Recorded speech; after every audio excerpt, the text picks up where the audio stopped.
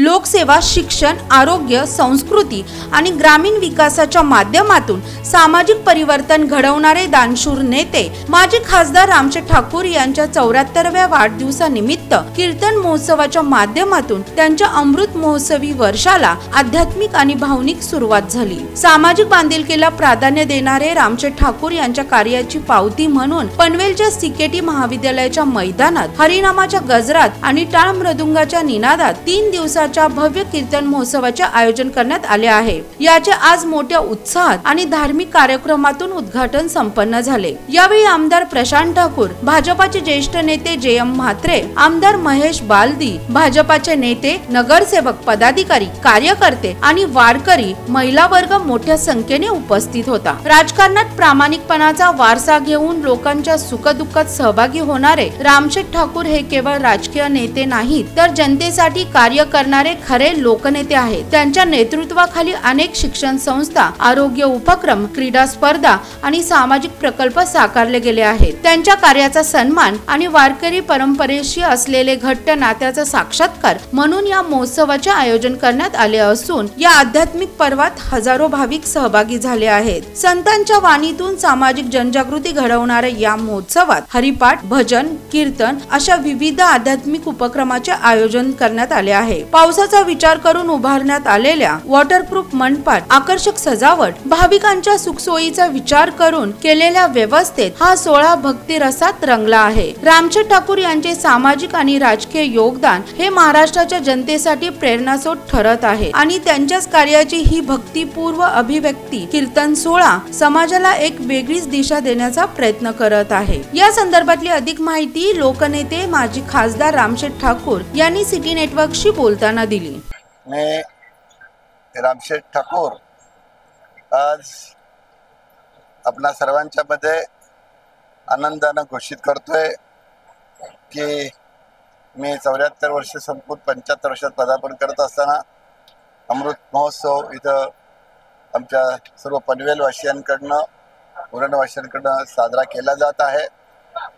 3 दिवस असं हा महाराष्ट्रातील विशेष करून पनवेल, उरणमधील आणि रायगड जिल्ह्यातील आमच्या सर्व साधू संतांच्या मार्फत अतिशय चांगला भावपूर्ण असा सत्कार होत आहे।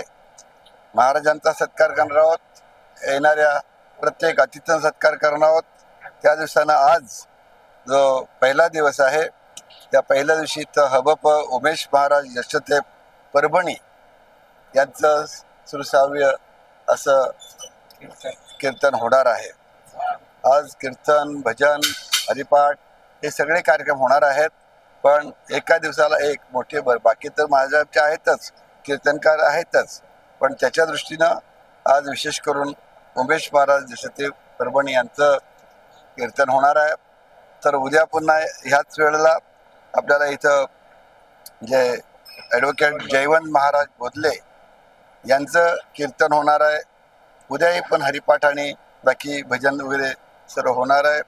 आणि परवाच्या दिवशी विश्वनाथ महाराज वारिंगे, तर अशा पद्धतीनं त्यांचं 36वे असं कीर्तन इथं आपल्याला पाहायला मिळणार आहे।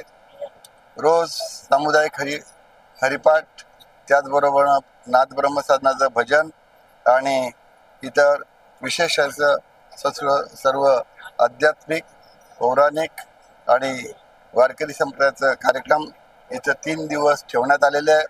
दुपारी 2 वाजता हे रोज कार्यक्रम सुरू होतात आणि रात्री 9-9:30 पर्यंत चालणार आहेत।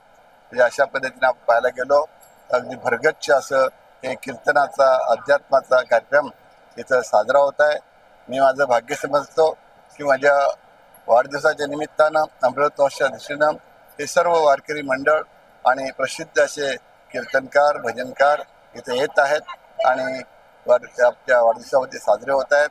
आपण सर्व पत्रकार आणि वृत्तवाहिन्या यांनी त्याला चांगला प्रतिसाद दिलेला आतापर्यंत, यापुढेही द्यावं। मी सर्व वारकरी संप्रदायाचं, भजन मंडळांचं आणि कीर्तनकारांचं, त्यांच्या साथीदारांचं मनापासून अभिनंदन करतो। मी आभारी आहे आणि त्यांना धन्यवाद देतो. लेटेस्ट बातम्या आणि व्हिडिओ पाहण्यासाठी सिटी नेटवर्क YouTube चॅनलला सबस्क्राईब करायला विसरू नका.